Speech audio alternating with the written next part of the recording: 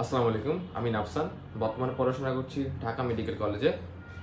তোমাদের মনে অনেকেই একটা কমন কোয়েশ্চেন থাকে যে আচ্ছা, মেডিকেল ভর্তি পরীক্ষার জন্য কি এইচএসসি গুরুত্বপূর্ণ? অফকোর্স মেডিকেল ভর্তি পরীক্ষার জন্য এইচএসসি গুরুত্বপূর্ণ। তোমরা যারা এইচএসসি 26 আসো, তোমাদের যেহেতু আর বেশি দিন নাই, আর হয়তো প্রায় অলমোস্ট 2 মাস পর আর এইচএসসি পরীক্ষা শুরু। সো তোমাদের কাছে আমার রিকোয়েস্ট থাকবে, যাদের তোমাদের মেডিকেল টার্গেট, তোমাদের অবশ্যই উচিত এই এইচএসসিটাকে অনেক সিরিয়াসলি নেওয়া। কারণ এইচএসসিতে তুমি যদি জিপিএ 5 না পাও, তুমি প্রথমেই যে মেডিকেলের ভর্তি পরীক্ষা, যে ভর্তিযুদ্ধ আছে, সেই রেস থেকে কিন্তু প্রথমে ছিটকে গেলা। কারণ এটা রিজন কেন?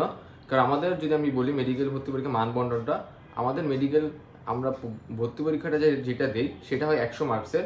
আর বাকি 100 মার্কসের মধ্যে লাস্ট বারে অনুযায়ী, অর্থাৎ আমাদের বার থেকে এইচএসসি কিন্তু 60 আর এসএসসি 40 নেওয়া হয়েছে।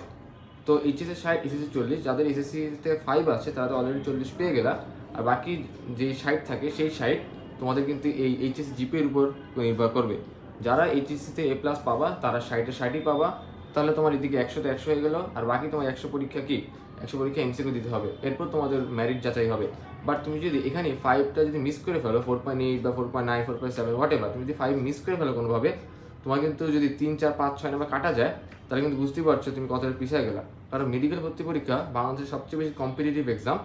এই জায়গায় 0.25-এর জন্য চান্স মিস হয়, সেখানে তুমি 2 নম্বর, 3, 4, 5 নম্বর হিউজ একটা, যেখানে তুমি ভর্তি পরীক্ষার আগেই তুমি রেস থেকে ছিটকে গেলা।